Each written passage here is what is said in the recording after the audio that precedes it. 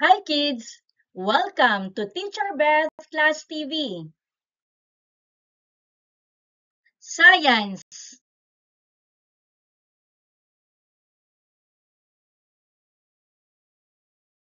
Today, we're going to discuss about the scientific attitudes and values. In this lesson, you will learn and understand that scientists possess positive attitudes and values that help them in their study of nature. Are you ready?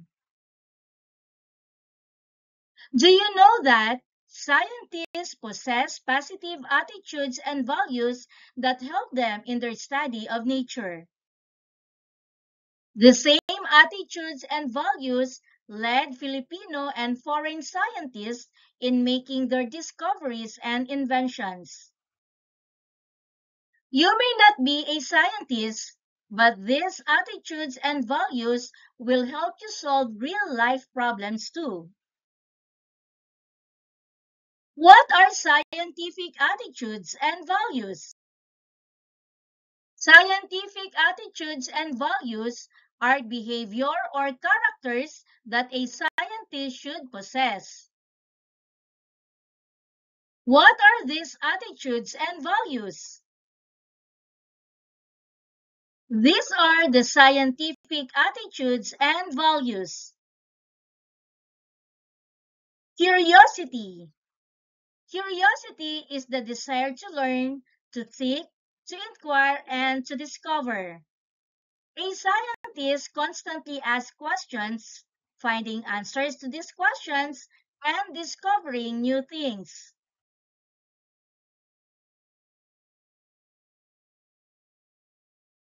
Objectivity.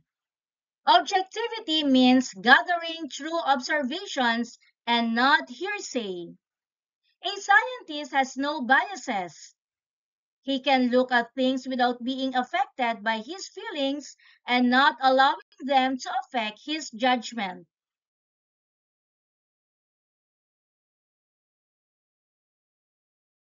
Open-mindedness. Open-mindedness is the ability to accept new ideas and information. A scientist is willing to listen to the ideas and suggestions of others.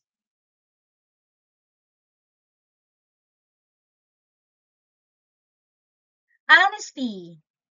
Honesty is being truthful with all the observations and experimental results.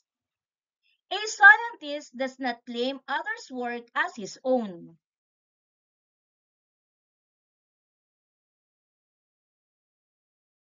Humility. Humility is the ability to accept responsibility when wrong. He should know that he is not perfect and could commit mistakes. A scientist is free from arrogance and false pride.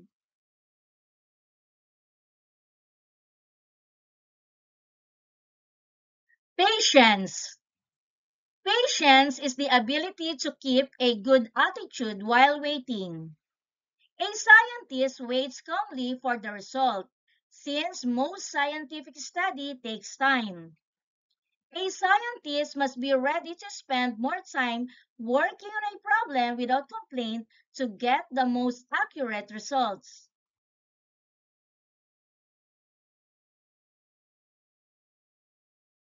Determination. Being determined means persistence and having the willpower to finish a task that was started. A scientist is persistent in his endeavors and not give up.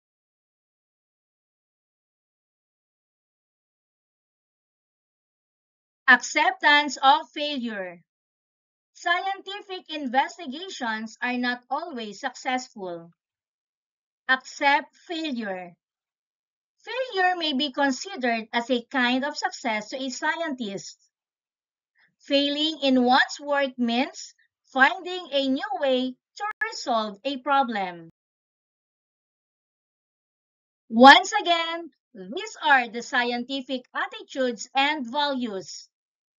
Curiosity, objectivity, open-mindedness, honesty, humility, patience, determination, and acceptance of failure.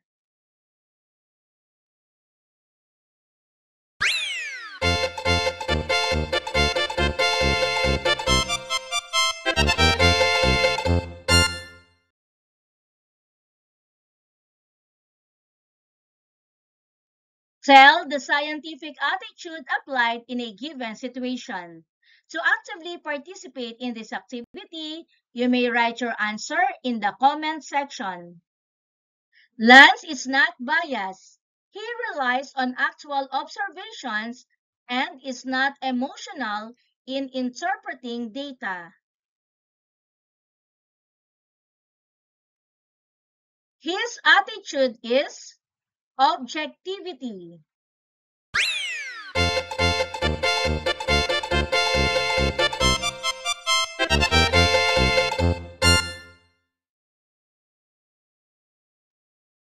Richard always listens to and respects the ideas of others.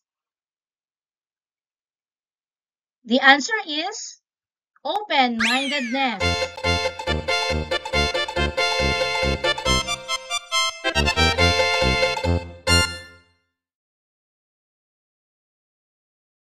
Lei continues to make efforts to achieve something despite failures and difficulties. Lei has the attitude of determination.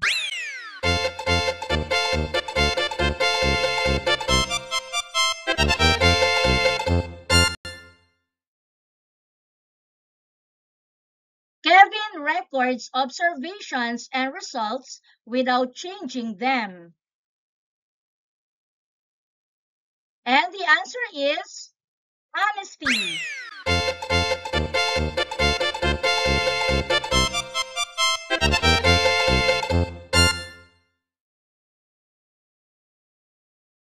Elise asks questions and find out why. The answer is curiosity.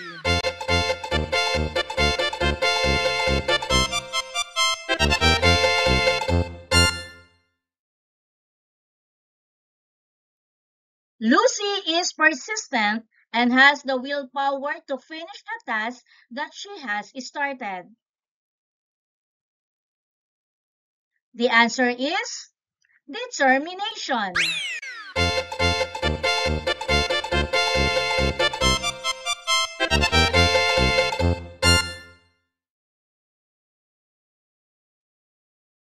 John admits that he is wrong in his observation. The correct answer is humility.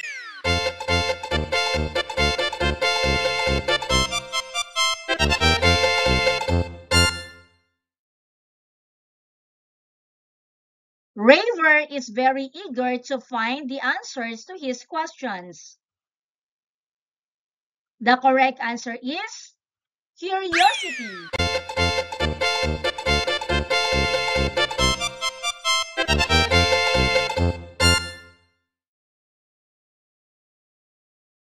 Paula admits that she is not free from committing errors.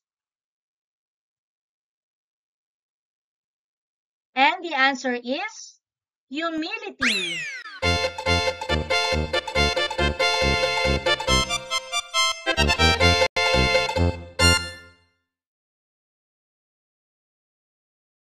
Sam does not allow his feelings and biases to influence his formulation of conclusion.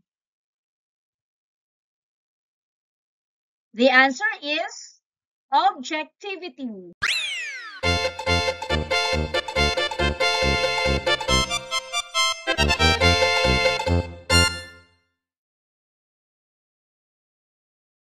Professor Reyes waits calmly for the result of his experiment. The answer is patience.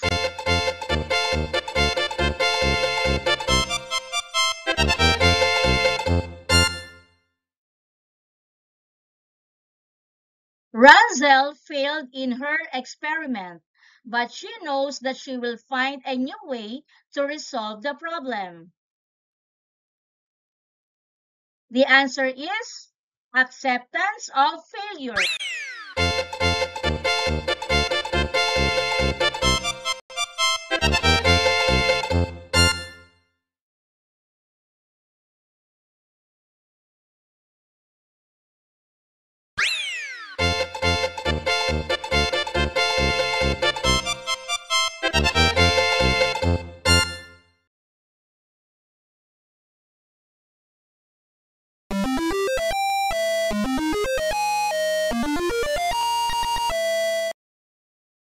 Thank you for joining me.